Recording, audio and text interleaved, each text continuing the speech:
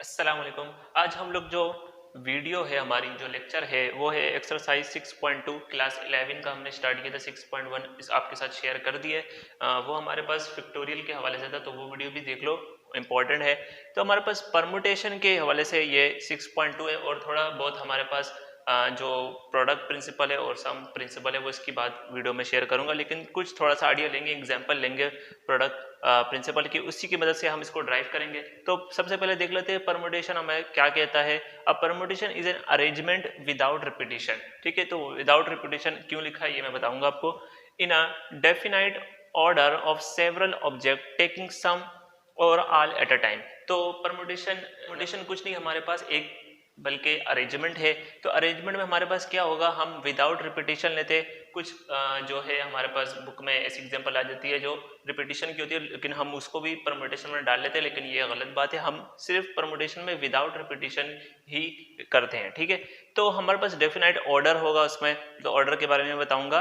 और हम आप ले सकते हैं कुछ सेवरल ऑब्जेक्ट्स होंगे। ठीक है, तो हमें किस तरीके से अरेंजमेंट करनी है, और सारे के सारे एलिमेंट भी ले सकते हैं और कुछ एलिमेंट भी ले सकते हैं। देखिए हम एग्जांपल के तौर से लेते हैं इसको कि हमारे पास अल्फाबेट ले लेते हैं ए बी और सी।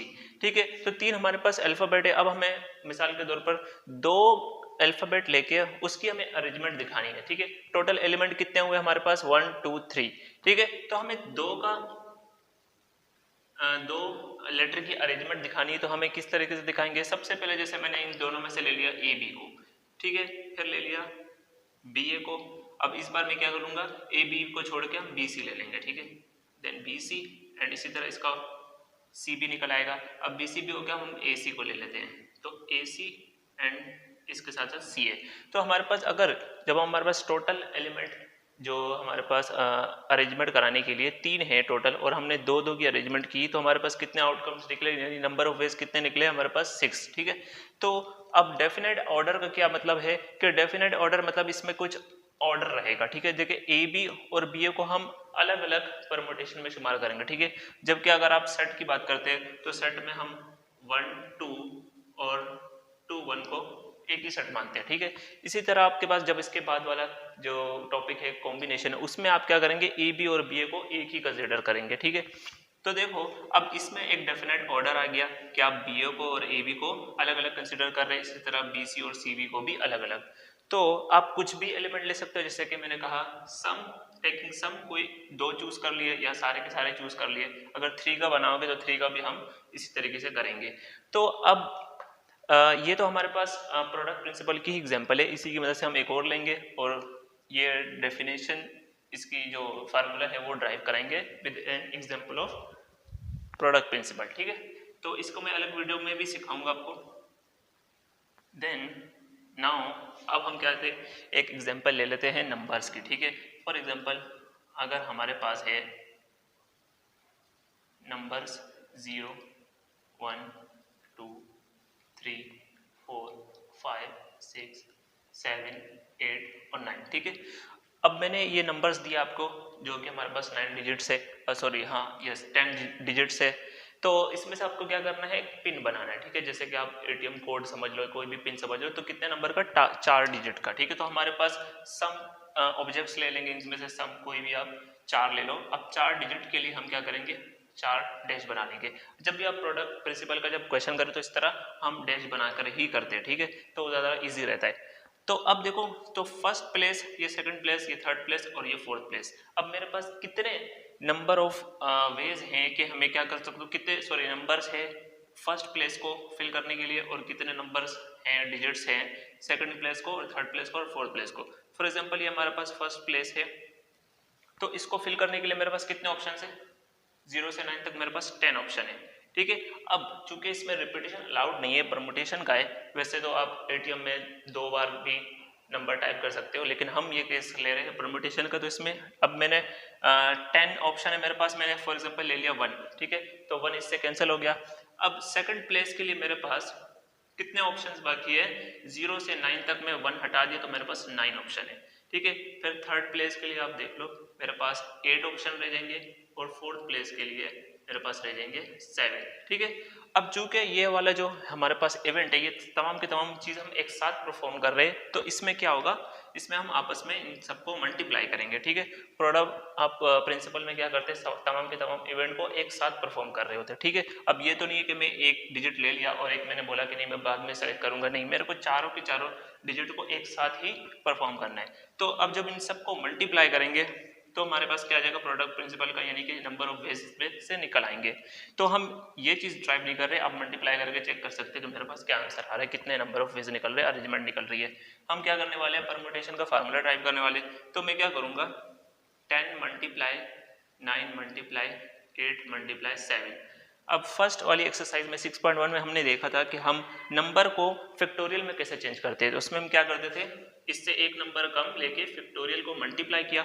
अब जब मैंने मल्टीप्लाई किया तो मुझे डिवाइड भी करना पड़ेगा, ठीक है। तो मैंने 6 फैक्टोरियल से ही डिवाइड भी कर दिया। नाउ अब देखो, जब 6 फैक्टोरियल 7 8 और 9 और 10 से मल्टीप्लाई होगा तो वो 10 फैक्टोरियल बन जाएगा, ठीक है। तो 10 फैक्टोरियल की क्या कंडीशन होती है, 10 मल्टीप्लाई 9 मल्टीप्लाई 8, तो हमारे पास ये ऑर्डर बन जाएगा इसका, और नीचे आएगा 6 फैक्टोरियल। अब देखो, अब जब मैं इसको डिफाइन करूंगा, इसका फार्मूला कि हमारे पास एन पी आर, ठीक है। तो मैं यहीं पे लिख लेता हूं कि अगर मैं एन पी आर को यानी कि फार्मूला ड्राइव करूं तो मेरे पास आता है यहाँ से n factorial divide by n minus r factorial, ठीक है।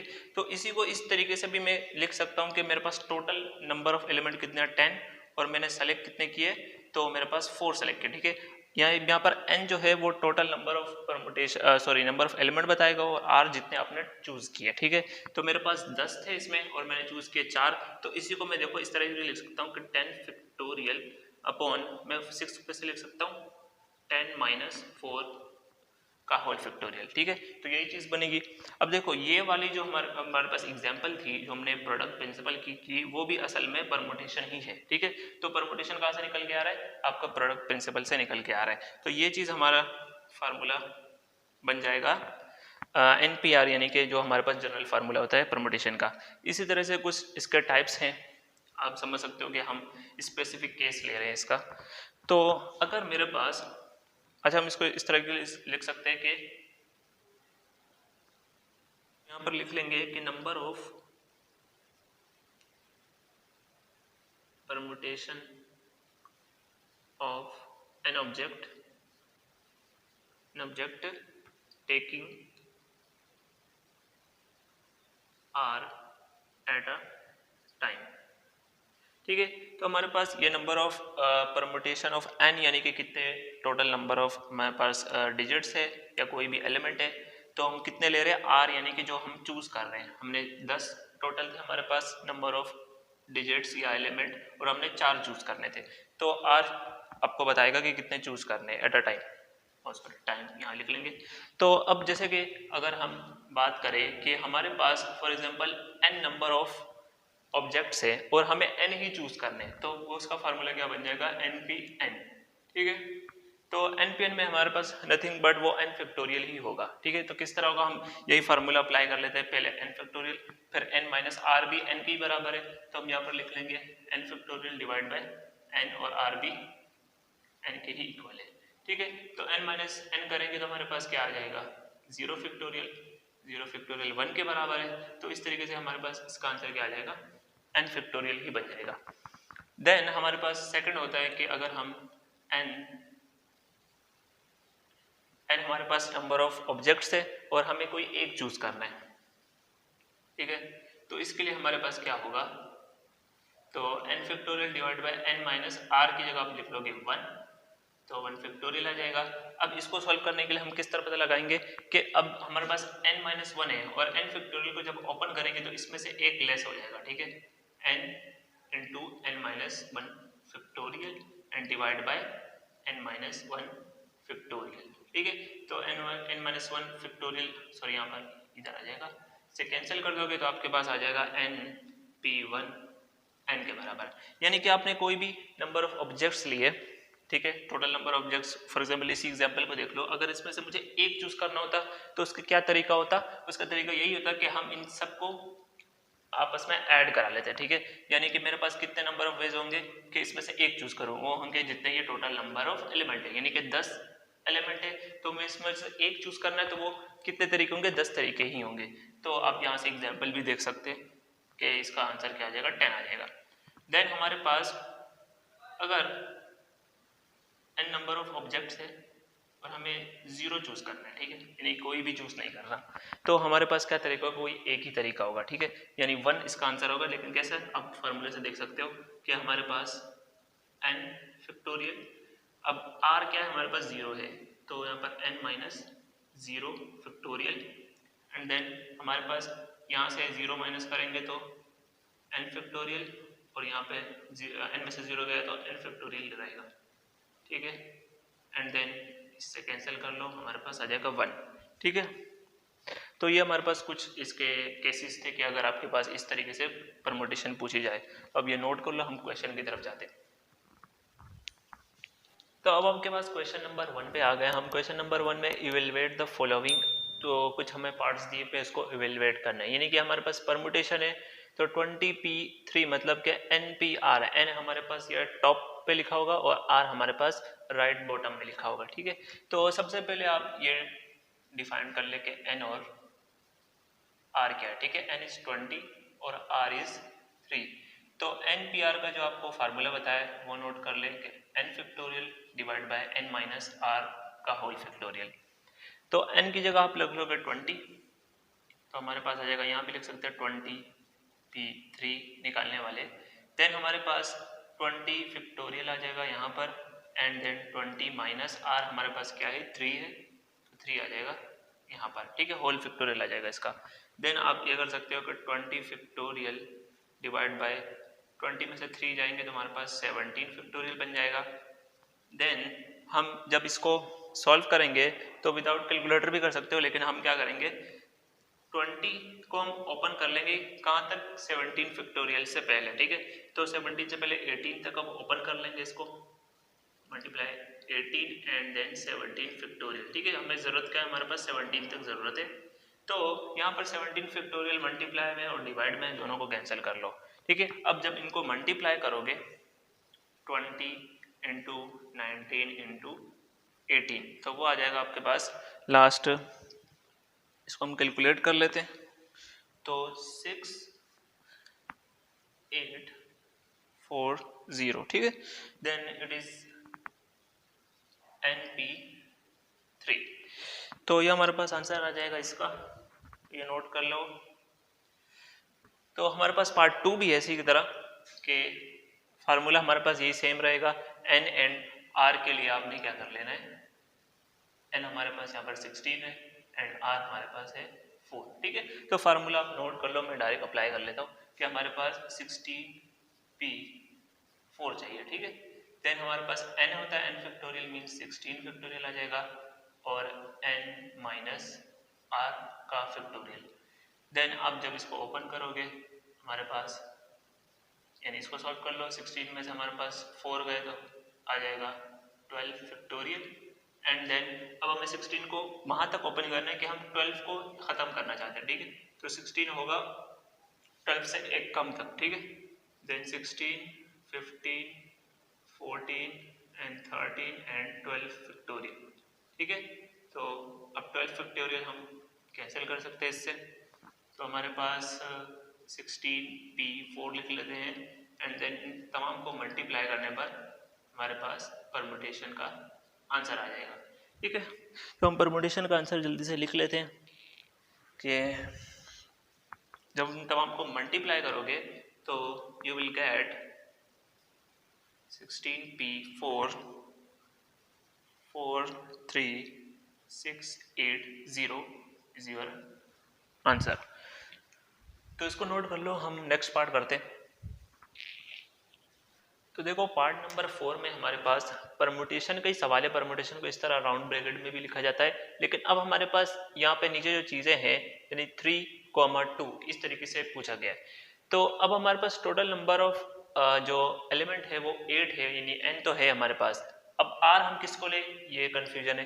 तो इसके लिए हमारे पास दूसरा फार्मूला होता है परमुटेशन का, तो उसको मैं आपको बता देता हूँ कि अगर हमारे पास n नंबर ऑफ ऑब्जेक्ट है और हमारे पास दो चीज़ें कॉमन है, ठीक है, यानी कि एक मान लो r है और एक मान लो s है, तो इसके लिए हमारे पास परम्यूटेशन क्या कहती है कि n फैक्टोरियल लो और डिवाइड कर दो इन दोनों के फैक्टोरियल से, यानी कि r फैक्टोरियल और मल्टीप्लाई s फैक्टोरियल। अगर तीन चीज़ों इसी तरह सिमिलरली आप t ले लें या कोई भी नंबर ले लें जो हमारे पास, जैसे इसमें हमारे पास 8 n है यानी नंबर ऑफ ऑब्जेक्ट्स है, टोटल ऑब्जेक्ट्स है, और हमारे पास 3 जो है वो इस पे कॉमन आ रहा है, ठीक है। तो कॉमन ये हमारे पास क्वेश्चन होता है, जैसे कि हम ले लें a और b और c आपके पास 2 बार आ गया, ठीक है, यानी कॉमन आ गया। अब हमें कह रहा है कि 2 नंबर का हमें अरेंजमेंट बना के दो, तो ये दोनों तो कॉमन है। अब जब 2 चीज़ें कॉमन है तो हम इसको परम्यूटेशन पिछले वाले फार्मूले से नहीं ले सकते, ठीक है, क्योंकि वो इसको कंसिडर करेगा कि ये दोनों अलग अलग वर्ड है। तो इसलिए हमारे पास ये फार्मूला डिफाइंड हुआ है, तो इसको हम सॉल्व करते हैं।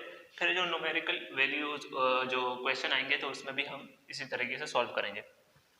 अब हमारे पास 8 जो है वो हमारे पास फॉर एग्जांपल इस केस में n जो है वो हमारे पास 8 है, और r ले लो और या कोई भी आप लिख लो इसको कि r हमारे पास 3 है एंड सिमिलरली s हमारे पास 2 है। तो फार्मूला क्या बन जाएगा, हम इसको इसी तरीके से लिख सकते हैं राउंड ब्रैकेट में कि 8p कॉमा 2 आ जाएगा। एंड देन सबसे पहले हमें क्या करना है, n फैक्टोरियल यानी कि जो हमारे पास n है वो 8 फैक्टोरियल है एंड डिवाइड बाय r ले लो और s ले लो, वो हमारे पास क्या है 3 एंड देन 2 फैक्टोरियल, ठीक है, बीच में हमारे पास कुछ नहीं तो मल्टीप्लाई। तो अब जब हम इसको ओपन करेंगे तो हमारे पास क्या आ जाएगा 8 फैक्टोरियल को हम ओपन कर लेते हैं, कहाँ तक हम 3 तक ओपन कर सकते हैं इसको, ताकि 3 हमारे पास यहाँ से कैंसिल हो सके, ठीक है। तो 8 multiply 7 multiply 6 multiply 5 multiply 4 multiply 3 factorial, ठीक है। तो हमने अपने अकॉर्डिंग 3 के लिए इसको ओपन कर लिया है, 3 फैक्टोरियल और 2 फैक्टोरियल नीचे आ गया, ठीक है। तो हम 3 फैक्टोरियल तो यहाँ से कैंसिल कर सकते हैं और 2 फैक्टोरियल किसके बराबर है, 2 के बराबर है, ठीक है। तो 2 फैक्टोरियल को ओपन करें तो हम 2 × 1 हो जाएगा, ठीक है। तो 2 को भी हम यहाँ से कैंसिल कर लेते हैं 4 के साथ।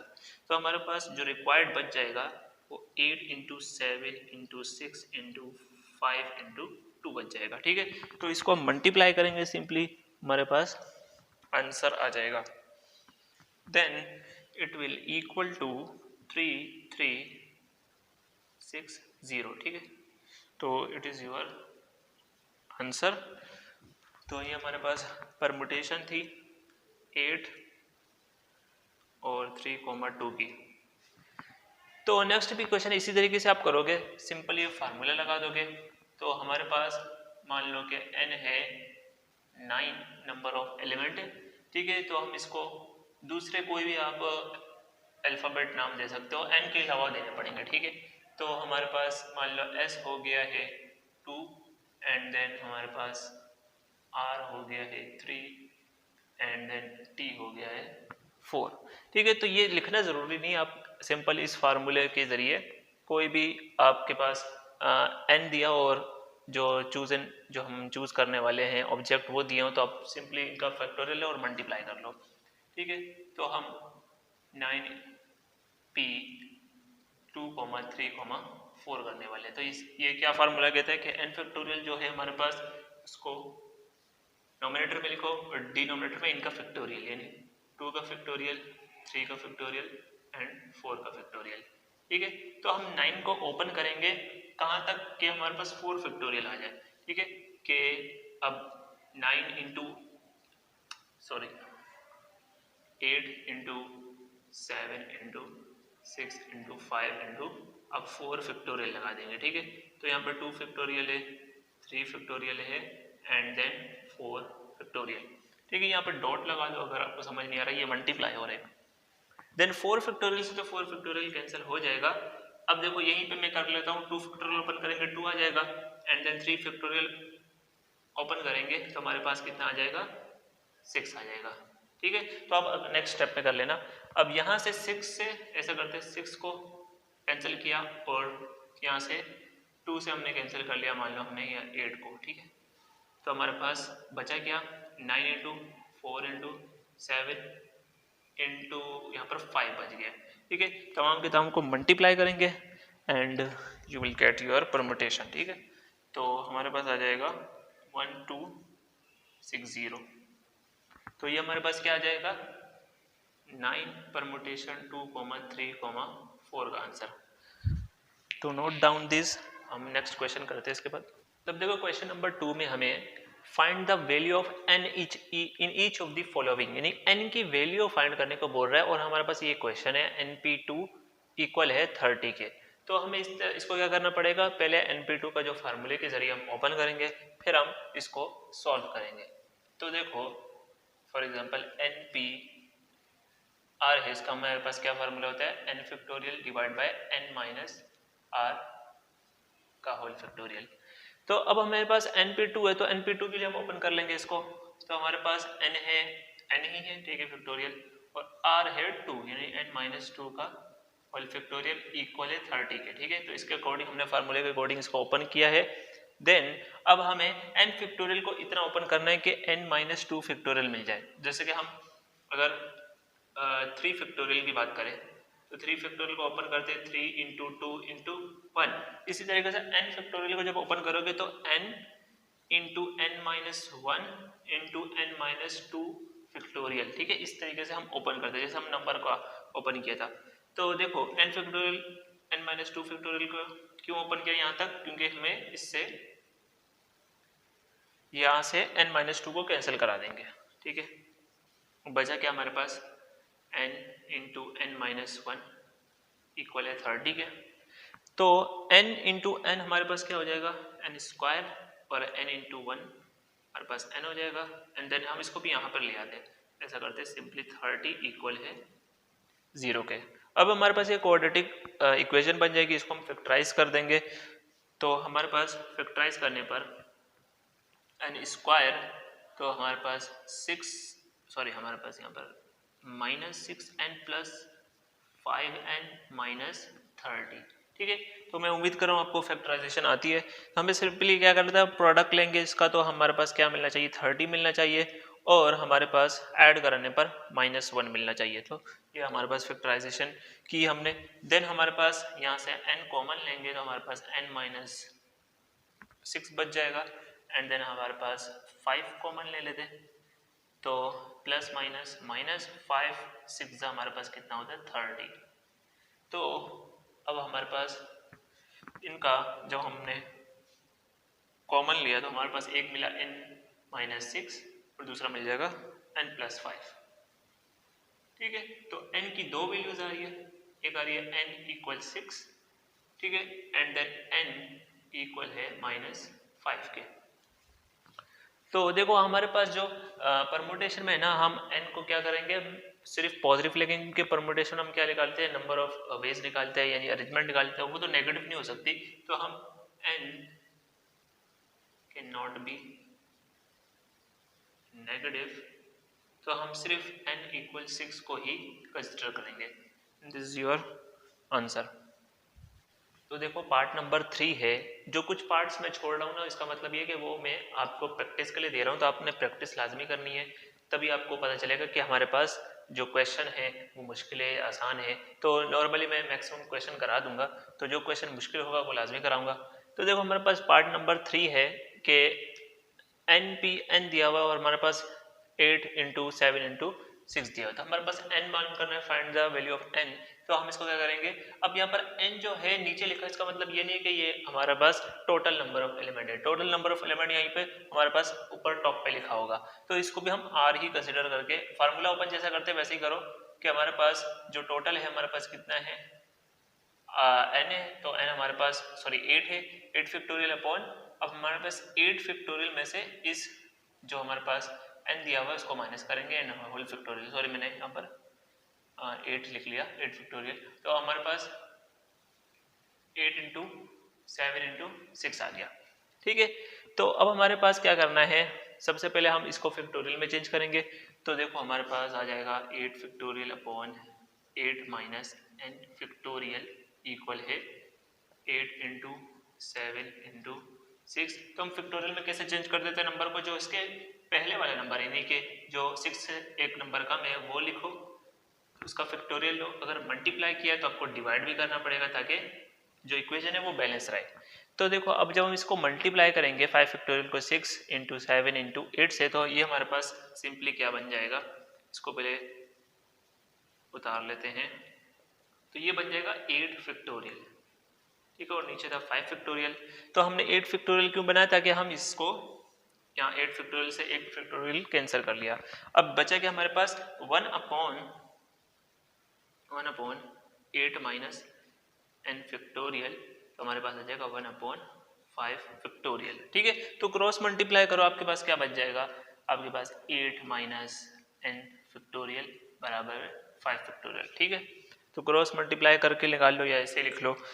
अब देखो सबसे इंपॉर्टेंट बात यह है कि 8 माइनस 1 का होल फैक्टोरियल बराबर है 5 फैक्टोरियल। तो हम क्या करते हैं, हम 5 फैक्टोरियल से फैक्टोरियल डायरेक्ट कैंसिल नहीं करते, हम कहते हैं कि हमारे पास अगर किसी एलिमेंट का, दो एलिमेंट का हमारे पास फैक्टोरियल सेम है, तो इसका मतलब वो एलिमेंट भी सेम है, ठीक है। If the product of two object या element the factorial of two element are same, तो इट्स मींस के that element are also same, ठीक है। तो हम यहाँ पर सिंपली क्या करेंगे, तो यहाँ से यहाँ ये वाला जो फैक्टोरियल, इसका मतलब ये है कि 8 माइनस n बराबर है 5 के, ठीक है, क्योंकि इन दोनों का फैक्टोरियल इक्वल है, तो इसका मतलब 8 माइनस n और 5 भी इक्वल है।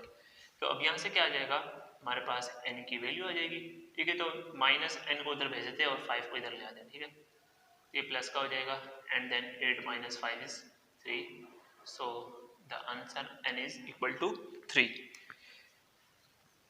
पार्ट नंबर 5 में हमारे पास अब n+2 परमुटेशन 4 और इस तरह हमारे पास ये बीच में रेशो वाला क्वेश्चन आ गया है। तो हमें इसमें से n की वैल्यू निकालनी है। तो देखो सबसे पहले हम फार्मूला एक बार लिख लेते हैं कि आपको करना क्या है इसमें।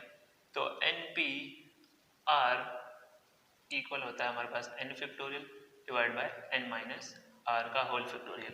अब n यहाँ पर n+2 है, तो आप क्या लिखोगे, n+2 का होल फैक्टोरियल, ठीक है। और हमारे पास r में यहाँ पर क्या गिवन है, 4 गिवन है, तो पहले हम लिखेंगे n+2 क्योंकि n माइनस r है, देन 4 माइनस कर लेंगे, यहाँ पे आ जाएगा सिंपली हमारे पास यस फैक्टोरियल, एंड देन हमारे पास सॉरी रेशो है, तो हम रेशो को डिवीजन की तौर पे भी हम लिख सकते हैं। अगर रेशो को लिखा जाए तो हम नेक्स्ट स्टेप में लिख लेंगे। तो यहाँ पर आ जाएगा n+1 का फैक्टोरियल एंड देन n आ जाएगा यानी कि n+1 माइनस r की जगह क्या है 3 है, एंड यहाँ पर आ जाएगा 5:1 यानी 5:1। तो देखो सबसे पहले हम नीचे वाले को डिनोमिनेटर को सॉल्व करते हैं, और हमारे पास n+2 और यहाँ पर आ जाएगा, जब हम 4 में से 2 को माइनस कर लेंगे तो हमारे पास आ जाएगा, चूँकि ये ग्रेटर है तो हमारे पास -2 फैक्टोरियल। अब हम क्या कर सकते हैं, इसको डिवाइड में चेंज कर लेंगे, ठीक है, रेशो को हम लिख लेंगे डिवाइड में। देन हमारे पास n+1 factorial divide bye minus कर लेते हैं इसको, हमारे पास अगेन -2 आ रहा है, राइट। तो हमारे पास फैक्टोरियल आ जाएगा, एंड देन हमारे पास 5:1 को 5/1 लिख लेगा, ठीक है। हम फ्रैक्शन को इस तरह भी लिख सकते हैं।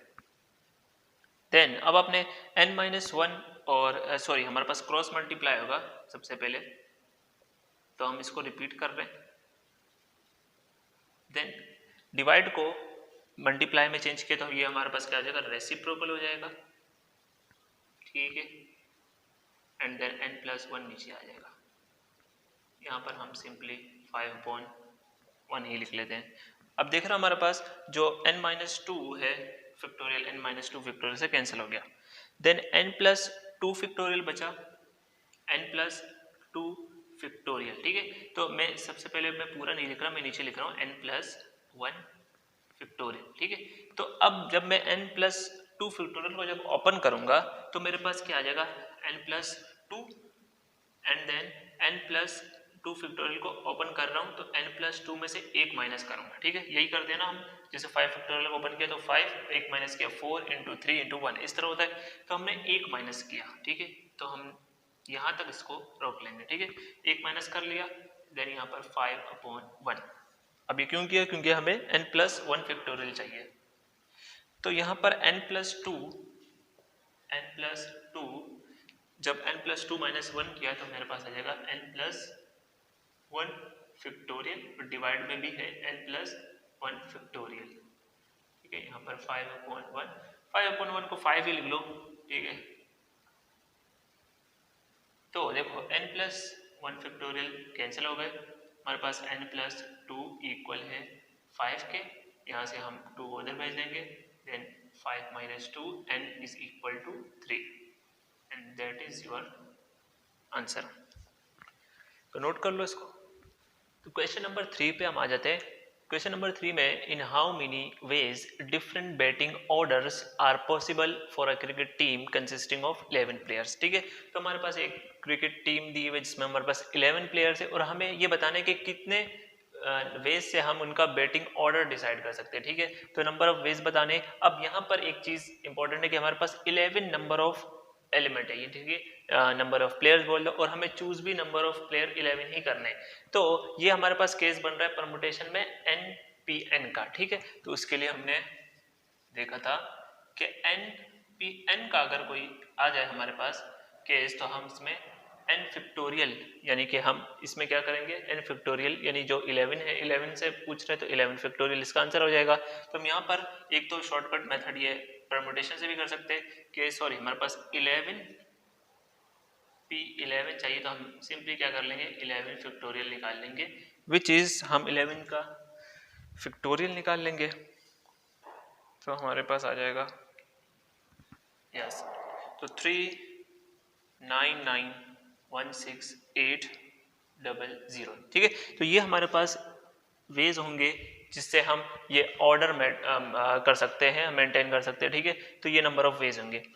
और दूसरा प्रोडक्ट प्रिंसिपल से अगर आप करना चाहें तो हम क्या करेंगे, हम 11 डैश ले लेंगे, जैसे कि 1 2 3 4 5 6 7 8 9 10 11, ठीक है। अगर प्रोडक्ट प्रिंसिपल की बात करें तो हमें क्या करना है, इस केस में हम क्या करेंगे कि 11 प्लेयर्स है, हमें 11 ही चूज करने हैं। तो सबसे पहली प्लेस के लिए हमारे पास कितने ऑप्शन है, 11 प्लेयर है तो 11 के 11 ऑप्शन है हमारे पास, ठीक है।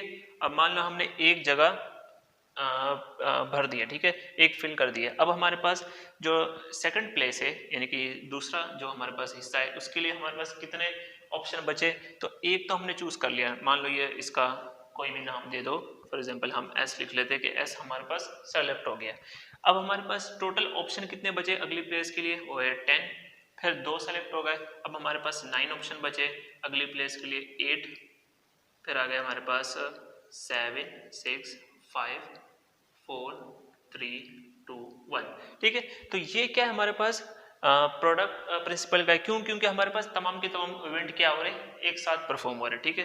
तो हमें ऑर्डर पहले से डिसाइड करना पड़ेगा, ठीक है। ये तो नहीं कि हम 11 प्लेयर हो तो हम बोलेंगे कि सिर्फ 2 ही प्लेयर खेलेंगे, हमारे 11 के 11 नहीं खेलेंगे, ठीक है। हम तमाम के तमाम को एक साथ परफॉर्म कर रहे हैं तो हम मल्टीप्लाई डालेंगे, और 11 से हमने 1 तक मल्टीप्लाई किया जिसका मतलब है 11 फैक्टोरियल बनेगा और उसका आंसर हमारे पास नंबर ऑफ वेज ये आ जाएंगे। तो हम नेक्स्ट क्वेश्चन करते हैं। तो देखो क्वेश्चन नंबर 4 हमारे पास थोड़ा सा कॉम्प्लिकेटेड होगा, तो ध्यान से देखना। हमारे पास in how many ways can 2 English book, 3 chemistry books and 4 physics book be arrange on a shelf. तो हमारे पास 3 तरह की बुक है, इंग्लिश, केमिस्ट्री एंड फिजिक्स। हमें उनको एक शेल्फ में अरेंज करना है, कि किताबों की अलमारी होती है उसमें अरेंज करना है, so that all books of same subject are together. लेकिन हमारे पास एक कंडीशन दी है कि तमाम की तमाम जो सेम बुक है यानी कि इंग्लिश की 2 बुक है वो साथ रहनी चाहिए, केमिस्ट्री की और फिजिक्स की वो साथ ही पढ़ी होनी चाहिए। तो अब हम क्या करते हैं, इसको सॉल्व करेंगे। सॉल्व करने का तरीका क्या होगा, हम प्रोडक्ट प्रिंसिपल के जरिए करेंगे। तो देखो अब सबसे पहले हम ले लेते हैं कि इंग्लिश बुक कितनी हमारे पास बुक्स है 2, ठीक है, और हमारे पास सेम केमिस्ट्री की 3 बुक है, एंड देन हमारे पास फिजिक्स की 4 बुक है, ठीक है। तो हमने क्या करना है, इन सबको एक साथ रखना है। तो मैं क्या करूंगा, इंग्लिश का एक पोर्शन बना दूंगा कि यहाँ पर सिर्फ इंग्लिश रहेगी। इंग्लिश की 2 बुक है तो 1 और 2, ठीक है। तो साथ साथ हमें ये भी देखना है कि अगर ये 2 बुक है तो इन 2 बुकों की भी तो अरेंजमेंट हो सकती है। तो एक तरीका ये है कि मैं 1 को पहले रखूं और 2 को बाद में रखूं, दूसरा तरीका ये है कि मैं 2 को पहले रखूं और 1 को बाद में रखूं, ठीक है। तो इन दोनों की अरेंजमेंट क्या निकल सकती है, 2 फैक्टोरियल, ठीक है। तो फैक्टोरियल के जरिए इसको हम मालूम करेंगे। तो देखो अब आगे हमारे पास इसकी बारी आती है केमिस्ट्री की, ठीक है, रखना साथ है लेकिन हमने ये भी देखना है कि उनकी आपस में भी अरेंजमेंट हो सकती है, ठीक है। तो अब देखो इसको हम जैसे प्रोडक्ट प्रिंसिपल में करते हैं इस तरह बताता हूँ कि हमारे पास सबसे पहले 3 बुकें हैं। सबसे पहले मैंने एक बुक रख ली। अब पहली प्लेस पे रखने के लिए हमारे पास कितने ऑप्शन है, तीन हमारे पास टोटल बुक है। तो मैंने पहली रखी, जैसे फॉर एग्जाम्पल क्लास 9 की हमारे पास केमिस्ट्री है वो रख ली, ठीक है। तो अब एक प्लेस आ चुकी है, ठीक है। तो 3 ऑप्शन थे, एक प्लेस भर गई। अब हमारे पास कितनी पीछे बुकें रह गई, 2। तो फिर 2 रखी और फिर लास्ट एक ऑप्शन बच गया था जिसके लिए एक ही हमारे पास बुक थी। तो इसी तरीके से हमारे पास 3 फैक्टोरियल इसका क्या आ जाएगा, 3 फैक्टोरियल इसकी अरेंजमेंट होगी, ठीक है। 3 इंटू 2 इंटू 1, ठीक है। तो यहाँ पर मल्टीप्लाई करने पर इसका क्या निकल रहे हैं, अरेंजमेंट निकल रहे हैं। साथ ही साथ हमारे पास है फिजिक्स। फिजिक्स के लिए भी यही काम करेंगे कि हमारे पास 4 बुक हैं तो हम इनको आपस में साथ भी रखना है, लेकिन हमें ये देखना है कि इनकी अरेंजमेंट क्या है। तो फर्स्ट प्लेस पे इसकी ऑप्शन होंगी 4, फिर इस तरह हमारे पास पीछे बुक बच जाएगी 3, फिर हम सेकंड प्लेस पे रखेंगे, फिर हम थर्ड प्लेस पे एंड फोर्थ प्लेस पे एक ही ऑप्शन बच जाएगा। तो इस तरीके से हम क्या करेंगे, इनकी अरेंजमेंट करेंगे। अब ये तो हो गए हमारे पास 2 फैक्टोरियल, 3 फैक्टोरियल एंड 4 फैक्टोरियल, ठीक है। लेकिन हमें ये भी तो देखना है कि अब ये इंग्लिश बुक, केमिस्ट्री बुक और फिजिक्स बुक, इनकी भी तो अरेंजमेंट हो सकती है। देखिए जैसे मैंने सबसे पहले इंग्लिश को रखा, फिर रखा केमिस्ट्री को, फिर रखा फिजिक्स को। इसी तरीके से मैं सबसे पहले केमिस्ट्री भी रख सकता हूँ, फिर मैं इंग्लिश रखूँ, ठीक है, फिर मैं इंग्लिश रख दूँ और फिर मैं फिजिक्स रख लूँ। फिर अगली बारी में क्या करूँ कि फिजिक्स को केमिस्ट्री को शुरू में रखूँ, फिजिक्स को दूसरे नंबर पे एंड इंग्लिश को थर्ड नंबर पे। इसी तरह इन तीनों की अरेंजमेंट क्या होगी, 3 फैक्टोरियल। तो अब हम देखो हमें आंसर क्या मिलने वाला है, ये देखो। तो इन तीनों को साथ परफॉर्म कर रहे हैं तो इसका मतलब ये है 2 फैक्टोरियल मल्टीप्लाई होगा 3 फैक्टोरियल से, 3 फैक्टोरियल मल्टीप्लाई 4 फैक्टोरियल। और साथ ही साथ मैंने जो अभी बताया कि हमारे पास इंग्लिश, केमिस्ट्री और फिजिक्स, इनको भी तो हम अरेंज कर सकते हैं, पूरे इस बल्क में हम आगे पीछे रख सकते हैं। तो उसका भी हम मल्टीप्लाई कर लेंगे 3 फैक्टोरियल, ठीक है। तो हमारे पास थोड़ा सा दूर दूर हो गया, मैं साथ साथ लिख लेता हूँ। पहले आया 2 फैक्टोरियल, फिर 3 फैक्टोरियल, फिर हमारे पास आया 4 factorial and then again 3 factorial, ठीक है। तो इस तरीके से हम नंबर ऑफ वेज मालूम कर रहे हैं इनकी। तो आगे जाके हम क्या करेंगे, 2 फैक्टोरियल को ओपन किया 2, 3 को ओपन किया हमारे पास 6, 4 को ओपन किया हमारे पास 24 एंड देन फिर अगेन 3 यानी कि 6। अब तीनों को मल्टीप्लाई कर लो, आपके पास 17 इंटू 28 आ जाएगा हमारे पास। तो टोटल अरेंजमेंट आ जाएगी, हमें अरेंज किया करने पर हमारे पास ये आंसर आ गया है इसका। इनकी टोटल अरेंजमेंट होगी 1700 इंटू 28, ठीक है। तो ये तो हमारे पास क्वेश्चन नंबर 4। तो आज की वीडियो में हम क्वेश्चन नंबर 4 तक ही करेंगे। नेक्स्ट वीडियो में हम नेक्स्ट क्वेश्चन करेंगे। तो आपको जो पार्ट्स मैंने छोड़ दिए वो आपके लिए होमवर्क है, ज़रूर ट्राई करिएगा क्योंकि इसी से आपकी प्रैक्टिस होगी। तो इंशाल्लाह जो 11 की वीडियोज़ है वो आती रहेगी। Thanks for watching.